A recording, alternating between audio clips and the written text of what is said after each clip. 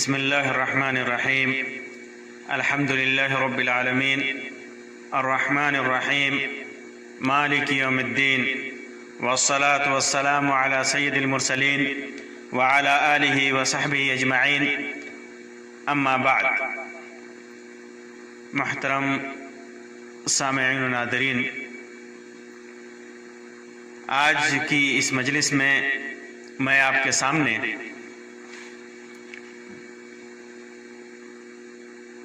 عبادتوں میں اعتدال، عبادتوں میں اقتصاد کے تعلق سے ایک روایت رکھوں گا،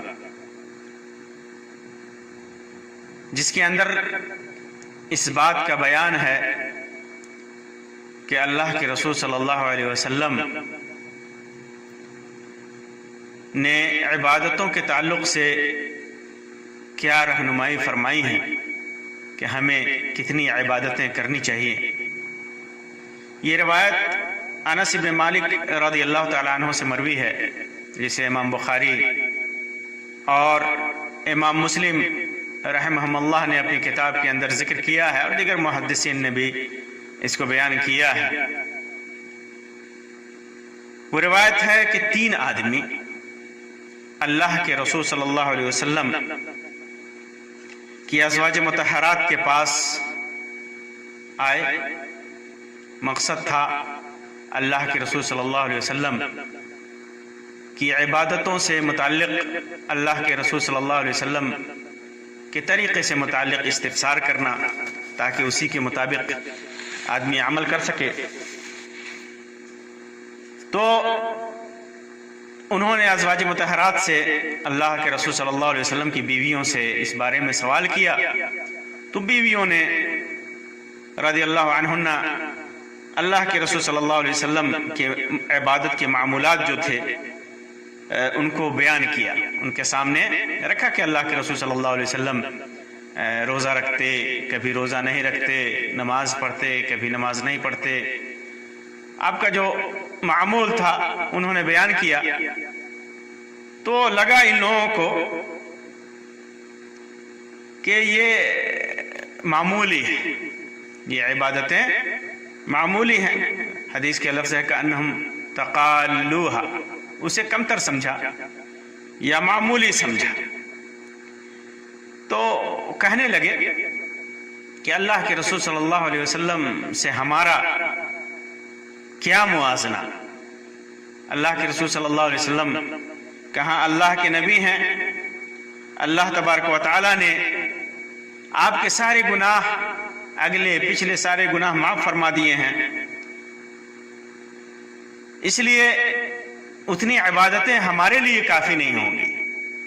انہوں نے یہ سوچا ہوگا کہ اتنی عبادتیں ہمارے لیے کافی نہیں ہوں گی. اللہ کے رسول صلی اللہ علیہ وسلم بخشائے ہیں، اور ہماری بخشائش کے لیے، ہماری بخشش کے لیے، مغفرت کے لیے زیادہ عبادتیں ہونا ضروری ہے. چنانچہ اس میں سے ایک نے کہا کہ میں کبھی سوؤں گا نہیں، رات میں سوؤں گا نہیں، رات بھر نمازیں پڑھوں گا، رات بھر نمازوں کا اہتمام کروں گا ہمیشہ. اور دوسرے نے کہا کہ میں ہر دن روزے رکھوں گا، کبھی بغیر روزے سے نہیں رہوں گا، کبھی روزہ توڑ کر کے کسی دن نہیں رہوں گا، ہمیشہ روزے سے رہوں گا. اور تیسرے نے یہ عہد کیا کہ میں عورتوں سے بالکل الگ رہوں گا، عورتوں سے بالکل الگ رہوں گا، میں شادی ہی نہیں کروں گا، میں شادی ہی نہیں کروں گا، تاکہ اللہ تبارک و تعالیٰ کی عبادت کا زیادہ سے زیادہ موقع ملے. آدمی بیوی بچوں میں مشغول نہ ہو جائے، اور اس مشغولیت سے بچ کر کے اللہ تبارک و تعالیٰ کی زیادہ سے زیادہ عبادت کا موقع ملے. پھر اللہ کے رسول صلی اللہ علیہ وسلم تشریف لائے. آپ کو خبر دی گئی کہ یہ 3 آدمی ہیں، آئے ہوئے تھے، جنہوں نے ایسی باتیں کہی ہیں. تو اللہ کے رسول صلی اللہ علیہ وسلم نے ان لوگوں سے جا کر کے پوچھا کہ ابھی تم لوگوں نے ایسی باتیں کہی ہیں؟ اللہ کے رسول صلی اللہ علیہ وسلم نے تاکید کے لیے ان سے پوچھا، تو انہوں نے اقرار کیا. انہوں نے اقرار کیا کہ ہاں اللہ کے رسول صلی اللہ علیہ وسلم ہم نے ایسی باتیں کی ہیں کہ ہم ہمیشہ نماز پڑھیں گے، ہمیشہ روزہ رکھیں گے، کبھی شادی نہیں کریں گے، دنوں رات عبادت میں لگے رہیں گے اللہ تبارک و تعالیٰ کی۔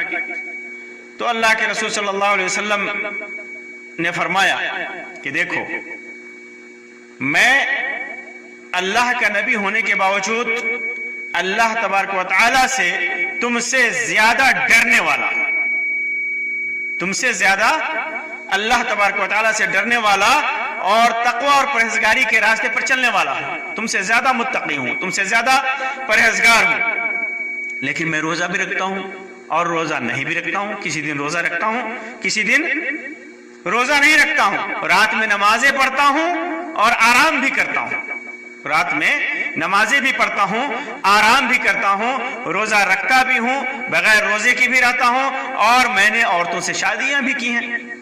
یہی میری سنت ہے، یہی میرا طریقہ ہے، یہی میرے معمولات ہیں۔ فمن رغب عن سنتی، تو جان لو کہ جس نے میری سنت سے اعراض کیا، میرے طریقے سے اعراض کیا، فلیس منی، تو اس کا مجھ سے کوئی تعلق نہیں ہے، اس کا مجھ سے کوئی تعلق نہیں ہے۔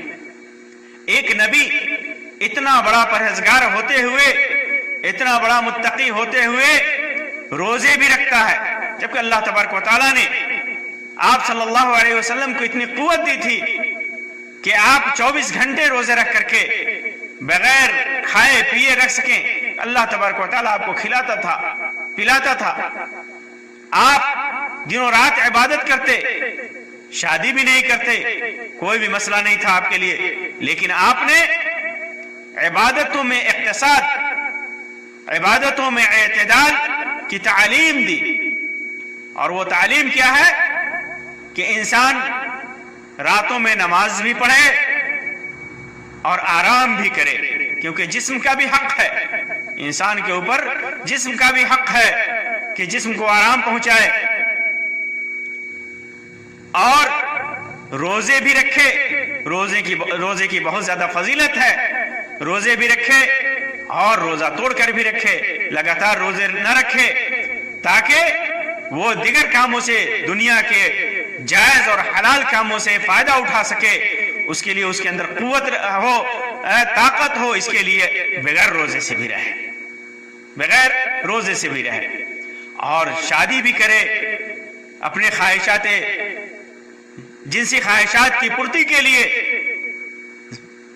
دل و دماغ کے سکون کے لیے، جسم کے سکون کے لیے شادی بھی کرے،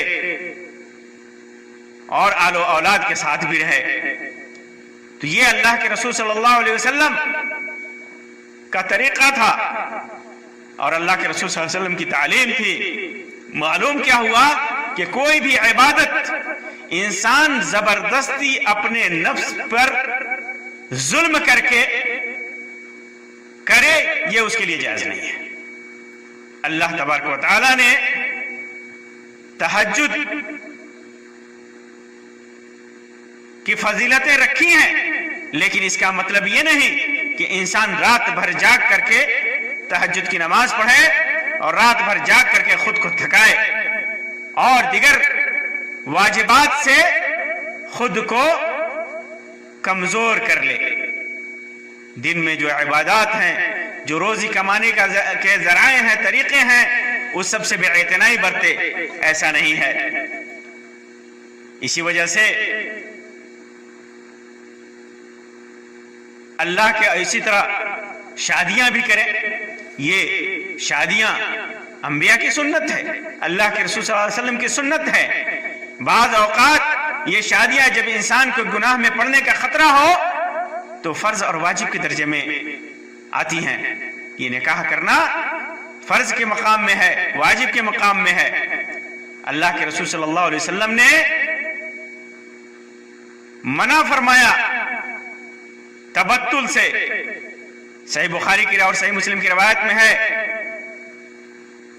اللہ کے سعد ابن ابی وقاص رضی اللہ تعالیٰ عنہ سے مروی ہے کہ اللہ کے رسول صلی اللہ علیہ وسلم نے عثمان ابن مظعون رضی اللہ تعالیٰ عنہ کو تبتل، عورتوں سے دوری اختیار کرنے سے منع فرمایا, انہوں نے اجازت طلب کی تو اللہ کے رسول صلی اللہ علیہ وسلم نے تبتل سے منع فرمایا, عورتوں سے دوری سے منع فرمایا. سعد بن ابی وقاص رضی اللہ تعالیٰ عنہ کہتے ہیں کہ اگر وَلَوْ أَذِنَ لَهُ لَاخْتَصَيْنَا, اگر تبتل کی اجازت مل جاتی تو ہم لوگ خصی کرا لیتے, خود کو عورتوں کے لائق نہیں چھوڑتے, اپنی قوت شہوانی کو ختم کر دیتے, مار دیتے. لیکن اللہ کے رسول صلی اللہ علیہ وسلم نے ایسی اجازت نہیں دی. تو شادی کرنا بھی اللہ کے رسول صلی اللہ علیہ وسلم کی سنت میں سے ہے. عبادتوں میں اعتدال اختیار کرنا یہ اللہ کے رسول صلی اللہ علیہ وسلم کا طریقہ ہے. اسی وجہ سے ہر چیز میں انسان اعتدال اختیار کرے, یہاں تک کہ عبادتوں میں بھی, دنیاوی معاملات میں بھی, عبادتوں میں بھی اعتدال اختیار کرے. اللہ کے رسول صلی اللہ علیہ وسلم نے ارشاد فرمایا, جیسا کہ ابو ہریرہ رضی اللہ تعالیٰ عنہ کی روایت ہے صحیح بخاری کے اندر, کہ آپ نے ارشاد فرمایا سددوا وقاربوا واغدوا وروحوا وشيء من الدلجة والقصد والقصد تبلغوا. تم کو چاہیے کہ درستی کے ساتھ عمل کرو, اعتدال کے ساتھ عمل کرو, میانہ روی اختیار کرو, صبح اور شام اسی طرح رات کو ذرا سا چل لیا کرو اور اعتدال کے ساتھ چلا کرو تاکہ منزل مقصود تک پہنچ جاؤ. منزل مقصود تک پہنچنے کے لیے اعتدال ضروری ہے. اب انسان اپنے آپ کو عبادتوں میں اتنا مشغول نہ کر لے کہ بعد میں چل کر کے اسے تھکاوٹ محسوس ہو اور پھر وہ منزل پر پہنچنے سے پہلے ہی تھک جائے, منزل پر پہنچنے سے پہلے ہی تھک جائے. تو ہر چیز میں اور خاص طور سے عبادتوں میں اعتدال یہ اللہ کے رسول صلی اللہ علیہ وسلم کی سنت ہے. اسی لیے اپنے نفس کے اوپر اپنے نفس کو تھکاوٹوں میں مبتلا کرنے سے انسان کو بچنا چاہیے. اب انسان کو ہم تعلیم دیتے ہیں نماز کی, اگر تعلیم دیتے ہیں کسی کو اور تعلیم دیتے وقت اسے اگر فرائض کی تعلیم سے پہلے ہی اس کے اوپر نوافل اور سنن کا بوجھ لاد دیں تو پھر متنفر ہونے لگتا ہے. بہت سارے واقعات ہمارے ساتھ ایسے ہوئے ہیں کہ جب ہم اسلام کی دعوت لوگوں کے ساتھ کو دینے جاتے ہیں تو وہ کیا کہتے ہیں کہ اسلام میں بہت زیادہ عبادتیں ہیں, اتنی نفل ہیں, اتنی سنتیں ہیں, لوگوں نے پھیلا رکھی ہیں کہ اتنا کرنا پڑے گا ورنہ مسلمان نہیں ہوگا. تو پھر وہ اسلام لانے سے انکار کر دیتے ہیں اسی وجہ سے کہ بہت زیادہ عبادتیں ہیں. اللہ کے رسول صلی اللہ علیہ وسلم نے تو تعلیم دی کہ پہلے توحید کی دعوت دو, اگر وہ مان لیں تو ان کو بتاؤ کہ نماز 5 وقت کی اللہ تبارک و تعالیٰ نے فرض کی ہے, صرف 5 وقت کی نمازیں بتانی ہے, سنن و نوافل کی تفصیلات انہیں بتانے کی ضرورت نہیں ہے, اور انسان خود اتنا عمل کرے جتنا وہ کر سکتا ہو. تو عبادتوں میں اعتدال یہ ضروری ہے. اسی وجہ سے اللہ کے رسول صلی اللہ علیہ وسلم سے پوچھا گیا کہ اللہ کے رسول صلی اللہ علیہ وسلم سب سے بہتر عمل کون ہے؟ تو اللہ کے رسول صلی اللہ علیہ وسلم نے فرمایا کہ سب سے بہتر عمل وہ ہے جو ہمیشہ کیا جائے اگرچہ وہ عمل تھوڑا ہو لیکن ہمیشہ آدمی کرے, اس پر ہمیشگی کرے تو وہ زیادہ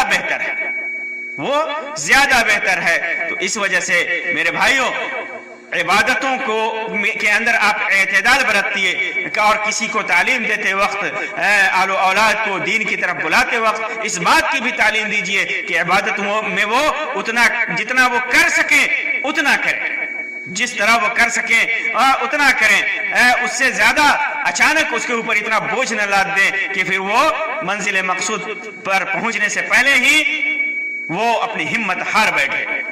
تو یہ روایت ایک مسلمان کے لیے عبادتوں کے تعلق سے نہایت ہی بہترین روایت ہے, بہترین حدیث ہے, بہترین تعلیم ہے, بہترین درس ہے.